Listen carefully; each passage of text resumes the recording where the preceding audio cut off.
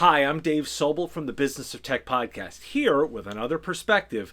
Today, why capital matters and how it changes markets, and why you in technology services should care.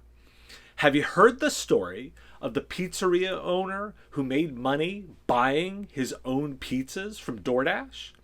Reported in the newsletter The Margins, this story starts with the tactics of DoorDash to bully restaurants into signing up customers. The company creates delivery options on restaurants' Google listing, and then the complaints come in from customers they can't get delivery. In this case, however, DoorDash incorrectly priced the pizza. A $24 pizza was listed as $16 by DoorDash. And in true Wall Street trader fashion, they quickly realized what they could do. If someone could pay DoorDash $16 a pizza, and DoorDash would pay the restaurant $24 a pizza, the owner could just all day long order from himself, clearing $8 profit per pizza. They did it, and it worked multiple times, even trying just ordering pizza dough for pure profit. Ranjan Roy, the author of the Margins piece, observes that DoorDash lost $450 million, generating $900 million in revenue. Delivery was working just fine before DoorDash and companies like it came in with this capital. Quoting Roy in the piece, "You have insanely large pools of capital, creating an incredibly inefficient, money-losing business model," he writes. "It's used to subsidize an untenable customer expectation. You leverage a broken workforce to minimize your genuine labor expenses. The companies unload their capital cannons on customer acquisition, while the Uber or Grubhub news reminds us the only viable endgame is a promise of monopoly concentration and increased prices. The more I learn about food delivery platforms as they exist today, I wonder if we've managed to watch an entire industry evolve artificially and incorrectly." End quote. The lesson here is that capital can change the entire direction of an industry, particularly disproportionate amounts of capital. In this case, the drive to make money has been entirely redirected by these players to drive instead to scale. Now, let's look at what's happening in the technology services space, particularly tools vendors focused on managed services. When we look at the history of companies here, you have a number of founder-driven companies which are designed to solve a problem and build a traditional business. Austin McCord of Datto, Arnie Bellini of ConnectWise, Gavin Garbett of Enable, Doug Wilson at Hound Dog, Peter Sanderford at Level Platforms, all are founders that identified a problem, built something, and went forth to solve a problem and generate revenue doing so. Over time, each sold. Hound Dog in 2009, Enable and Level Platforms in 2013, then Hound Dog again in 2016, Datto taking investment in 2015 and selling in 2017, and ConnectWise in 2019, all eventually ending up in the hands of private equity firms rather than their founder owners. Each time, there is a press release. The founder will say something along the lines of, "This will provide a whole new set of capabilities and accelerate our growth." And the acquirer says something like, "This will take the company to a whole new level." Seriously, go look at the press releases. Looking back on each, it's like a set of Mad Libs. You can just replace the nouns for the company names and the founders, but they all read identically. At their core, the promise is, we will move faster, deliver more, and do more with this money. And none of it is actually true. You can tell I've spent a lot of time reading press releases lately because while all of these new companies have done plenty in terms of issuing releases, more often than anything, they're discussing who their leadership is or how much money they've made, not their development of anything new or innovative as we were promised. And there's a reason for that. Just like in the food delivery example, private equity money isn't here to build something and solve a problem. Private equity money has changed the game. A PE investor comes in with one design: to take a company, accelerate its revenue growth, make it bigger, and sell it. 20% growth becomes a mantra, and there are three basic levers to pull here. Lever one is sell more. You'll often see a lot of investments in sales and marketing teams because selling more is good for increased revenue growth. You can also raise prices, which, shocking, they do.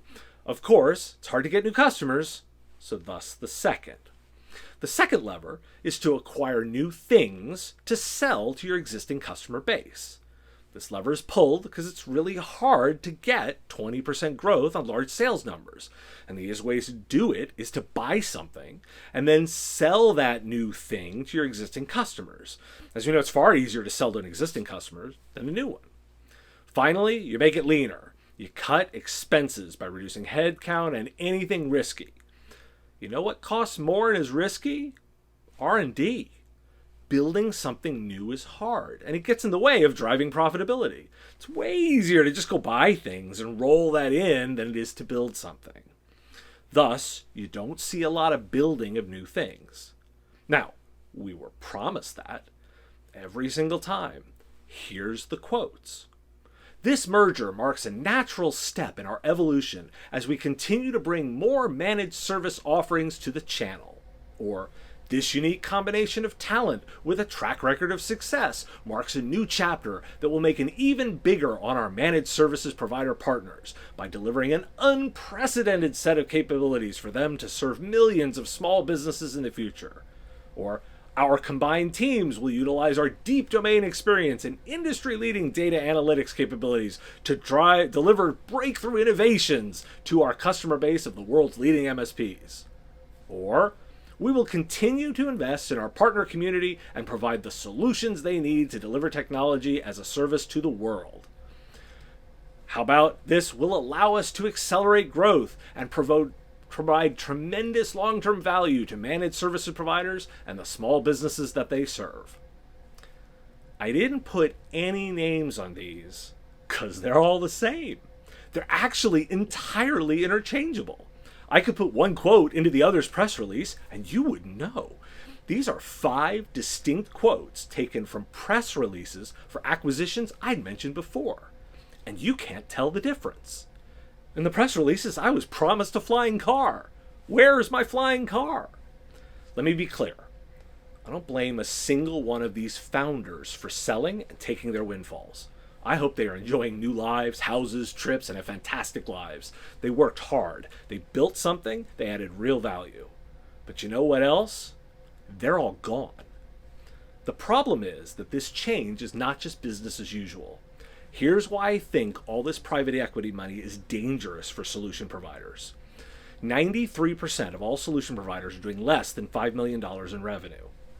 When their primary vendors were similar to them, founder-driven, and looked a lot more like small businesses than big ones, they were much more in alignment. What was good for the provider was good for the vendor and vice versa. But that script is broken now. The market doesn't change. Technology isn't changing. New versions of the same product does not drive the market forward. These companies position themselves as core to the model, but where are they innovating? Are they helping you with cloud, with Chromebooks, virtual desktop infrastructures, Azure, AWS, Google Cloud? Some are still struggling with virtualization, a technology I wrote a book about more than a decade ago. This is dangerous. Solution providers, who as a reminder are less than $5 million in revenue in general, are not the ones who are going to be investing significantly in new R&D. They certainly aren't creating new products. They're creating new service bundles, but do require the creation of new technologies to do that. And they aren't going to get that from companies driven by private equity. The money has messed up the dynamics of the market. Now, based on this situation, what are my recommendations? First, I'd reevaluate your relationship with these vendors. If you're riding the sugar high from the relationship you have from them, make sure you're not living in the past. They have financial goals to meet. That's what matters. Those personal relationships with the founders are long gone. That rep at any level could be gone in a second. You need to evaluate your interactions purely based on the value they provide now, not previously. Sweat equity isn't worth anything. Second, ensure you aren't locked into their ecosystem in a way that jeopardizes your business. Recently heard of a provider be dismissive of selling a Chromebook solution because they don't make any money off of it and can't manage it. If services dollars are your core, you can make services money off any technology, regardless. Your tools budget is way lower than your labor budget, and that labor matters so much more. Thus, 2 measurements. what would be the impact if they raised prices with no additional value, and what would be the impact if you needed to switch. You may think retraining is a high cost, but the lifetime cost of tools is far higher. An increase in cost quickly offsets that retraining cost. I say this because you have additional needs. The future of the industry does not look like the past. And right now, some of these vendors look like relics of the past, with what looks more like maintenance on their product lines than investment. They're not going to bring you anything new, and you need to continue to innovate. Going deeper into their ecosystem is not going to help you there. If I was Microsoft, I could wipe them out with a few smart investments. This is the threat you need to think about. A vendor who becomes interested in the space at that size and scale is quite close. Thus, my final recommendation is a hard analysis of the reality of change. You think it's really hard, but is it? A new eager upstart competitor without the legacy backlog can come into your space. Think about the MSP you would build if you were starting. Mine would be super lightweight and wouldn't have anything to do with the legacy toolkits. Having launched my own new business in the past 12 months, the tools to start up a business are trivially simple to get up and running. The market is very different now, particularly if you've had a tool for a long time. Now, if you're a vendor related to this space, I'm issuing new recommendations. Don't worry about these ecosystems. Integration used to be really important, but it's actually a lot less so now because it's difficult and it takes away from your agility. You're devoting precious development resources to something, in my mind, that's becoming less valuable. You're more likely to be bought by them than to need a real integration. And since you need to do it 4 times to integrate into each ecosystem, don't waste your time. Instead, find a compelling differentiator so the providers need you no matter what. If you're driving revenue, that's the important piece. If you're nervous about that strategy, then do one thing. Make billing easy. Make it really easy to put your usage numbers onto a provider's bill. If you solve just that, everything else can be addressed. The technical integrations are really nice to haves. The single pane of glass is marketing, not reality. So if you make billing work, you're solving the biggest pain point. Now, some final thoughts for those solution providers and technology services companies. Do not be afraid of these companies. I've spoken to too many providers who think their value goes away if they lose their toolkits, or that they need these companies.